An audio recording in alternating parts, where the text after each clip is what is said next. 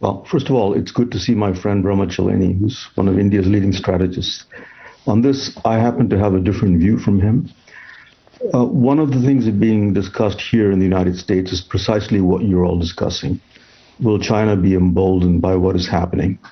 And I think that it will not be necessarily. First of all, the balance of power between Russia and Ukraine is heavily weighted in Russia's favor. There was no question that if a war began, that the Russians would win the war in short order. That is not true along the India-China border. China cannot overrun India without paying a very heavy price. Nor is it true in the South China Sea, because not only has the United States made it clear that it will remain substantially in the region, if anything now, it will increase its forces. Moreover, the Chinese are not going to look at what is happening now between Russia and Ukraine and the reaction of the United States and decide that they're going to invade Taiwan. I mean, that would be absurd. They would look at the balance of forces locally and make a calculation about the risks and costs. Now, I'm not saying that one day China will not invade Taiwan, but I think that their strategy now is to hope that eventually there will be a diplomatic reconciliation because China's bargaining power simply increases a great deal. I think if that is exhausted, a military option is likely, but they're not going to look back 5 or 10 years from now and say, well, let's see what the Russians did to the Ukrainians in 2022 and how the United States responded. On the Russia-China partnership, if I may, this partnership began in 1992. It has its own dynamic. This war is not going to increase energy supplies from Russia to China because Russia's energy supplies are locked up in substantial measure. The second pipeline, Power of Siberia 2, which will almost double gas exports from Russia to China, has been in construction for a long time.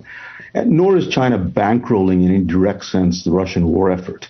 As for the American commitment, I mean, I'm not sure what is being said here when it says the U.S. has shown weakness. If anything, it has increased its military presence on the eastern flank. I hope that the Europeans finally will wake up and do their bit, because they've essentially been free riding on American defense support. But all indications are that, if anything, the American presence in NATO's eastern flank will increase. Okay, Mr. Cheleni, are we underestimating the United States on the back of what we've seen in Europe over the last 3-4 days? And if you want to really stretch it, then over the last 1 month? Well, the issue is about the relative decline of American power. That fact, that reality, stares in the face of American policymakers. And the pouring of American military resources into Europe at this point will exacerbate America's strategic overstretch. An overstretched America has no capacity to take on Russia and China simultaneously in a meaningful manner. So America's strategic overreach and its fixation on Russia, which is going to get reinforced by the latest Russian aggression against Ukraine, is welcome news for China. And look at the irony of it. In comparison to Russia, China's population is about 10 times bigger.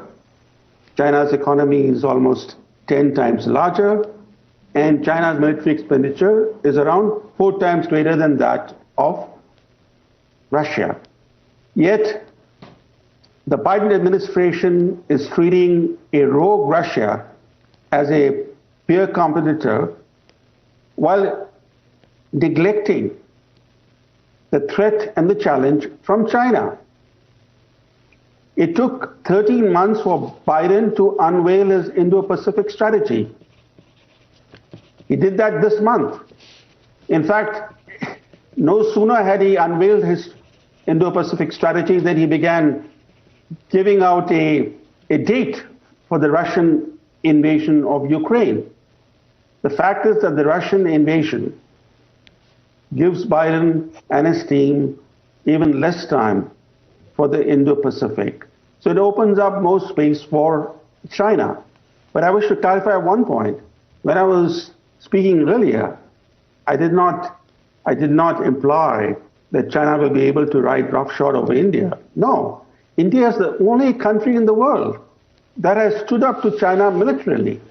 It has locked horns in tense military standoffs for the last 22 months.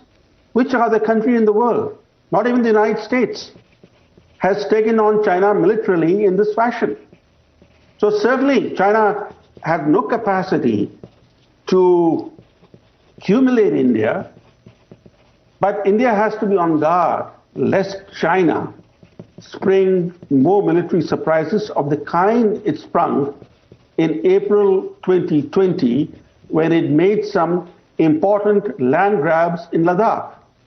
We cannot afford a repeat of that either in Ladakh or elsewhere. That's why I said India has to be on full guard.